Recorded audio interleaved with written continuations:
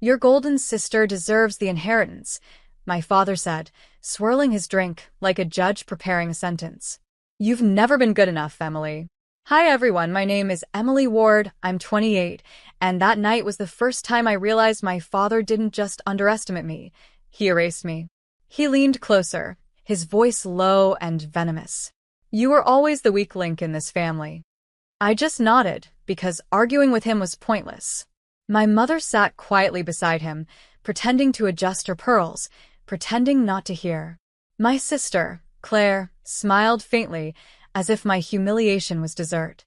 Be grateful, Dad said. You have a roof over your head. That's more than you've earned. I bit back a smile. If only they knew.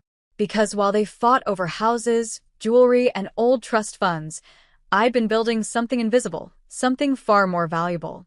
For 6 years, I developed the intellectual property behind the family's tech division, the patents that powered every deal my father bragged about at his dinner parties. And those patents? Every last one was under my name. Not Claire's. Not my father's. Mine. So when he told me I was the weak link, I almost laughed. Because what he didn't realize was simple. He could take the mansion, the cars, and the inheritance. But I already owned the foundation beneath his entire empire. And soon he'd find out exactly what that meant. My father loved power the way most people love oxygen. He couldn't breathe without it. Ward Innovations wasn't just his company. It was his identity. Every award, every handshake, every headline fed his ego like fuel. And my sister Claire? She was the mirror he used to admire himself. Charming, photogenic, obedient. I was the opposite. The quiet one. The one who spent nights in the lab instead of cocktail parties. Dad called me the tinkerer. He said it like an insult. But the truth was, the tinkering had built the company's future, the biometric interface technology that made our firm a leader in secure medical data. I'd spent years perfecting it, and when it came time to file the patents, Dad told me to put them under the company name. I didn't. I filed them under mine. Quietly. Legally. Permanently. When the lawyer called to confirm, I remember him asking, Miss Ward, are you sure you don't want to list your father's corporation as a co-owner? I'm very sure, I'd said. This is my work. He'd hesitated. You understand what this means, right? Oh, I smiled. I understand perfectly. Because the moment Dad decided I was unworthy of the family name, I decided the family empire would one day belong to me. And that day was getting closer than anyone realized. 2 weeks later, my father summoned me to the family estate like a CEO calling a failed intern. Be here by 7, he'd said curtly. We have business to finalize before the legal transition. The legal transition, that's what he called handing everything to Claire. When I arrived, the atmosphere was sharp enough to cut glass. My mother was setting the table, overly polite as always, and Claire was seated beside my father, glowing with triumph in her gold silk dress. Dad didn't even look up. Sit, Emily. This won't take long. He pushed a folder toward me. The inheritance documents. Sign this, and we'll ensure you get a small settlement for your cooperation. I opened the folder. The words intellectual property transfer stared back at me in bold print. He wanted my patents. He wanted my life's work. Claire smirked. Come on, Em. It's just business. You'll be comfortable. I looked between them. My father's arrogance, my mother's silence, my sister's entitlement. Then I closed the folder slowly. No, I said quietly. Dad's expression darkened. Excuse me? I said no. And before he threatened to cut me off, you might want to check who legally owns the very tech you're trying to sell. He froze, confusion flashing in his eyes. That was the first time I saw fear in him.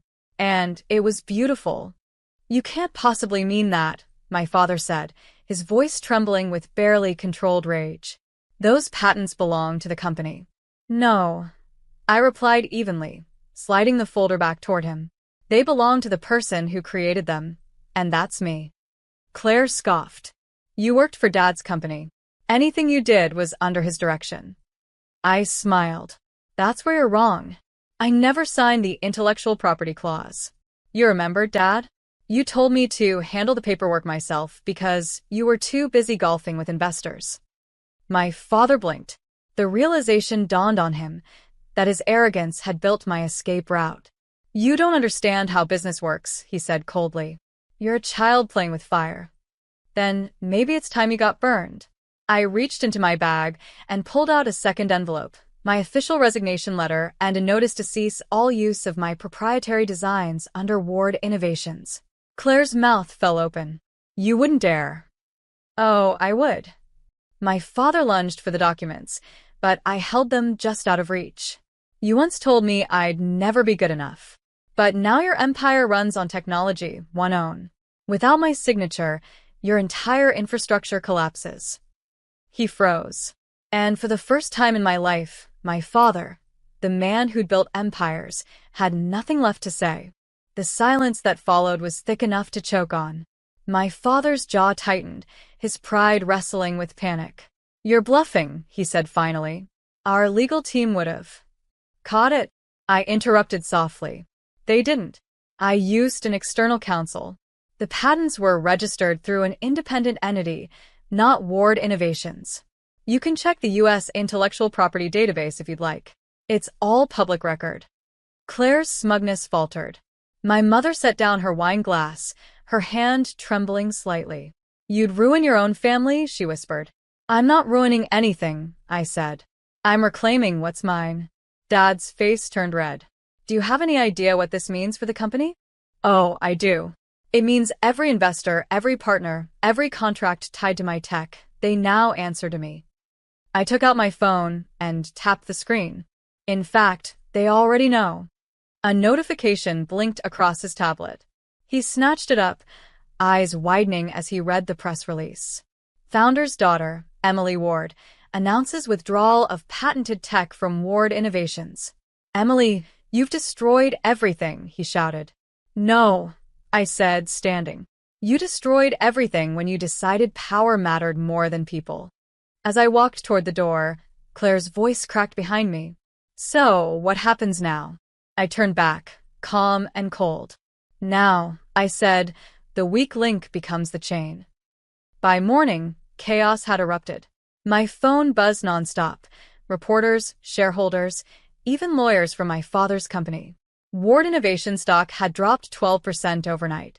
I sat by the window of my apartment, sipping coffee, watching the sunrise with quiet satisfaction. Dad had called 8 times. Claire, 5. Mom once, to say I'd gone too far. I didn't answer any of them. Instead, I called my attorney, Miles. Everything's filed and protected? I asked. Every last patent, he said. They can't use a single piece of your tech without your written consent. Good, I murmured. Now, let's talk about licensing. Miles hesitated. You're still going to work with them? Not exactly. I'll offer them the same deal they offered me, a small settlement for limited access. He laughed softly. Poetic. By noon, the company's legal team reached out for an urgent meeting. My father sounded desperate on the call. Emily, let's discuss this privately, as family. Family? I repeated. Funny how you only remember that word when you're losing. Claire chimed in, her tone brittle. Dad made mistakes, but this isn't how we fix them. I'm not fixing anything, I said. I'm teaching you what happens when you underestimate someone who built the foundation you stand on. That night, I sent them an email. Subject line. Licensing terms, weak link clause. It was time to make them pay, legally, quietly, completely. The meeting took place in the glass conference room of Ward Innovations, the same room where my father once refused to let me sit at the table. Now, the nameplate read, Emily Ward, founder, EW Technologies. He didn't even look at me when I walked in, but I could feel the tension radiating off him. Claire sat beside him, pale and silent. My mother clutched her handbag like it might save her from drowning. Let's make this simple, I began, sliding the licensing contract across the table. If you want to continue using my intellectual property, you'll pay annual royalties at market value, 20% of all net profits. My father's jaw flexed. That's blackmail.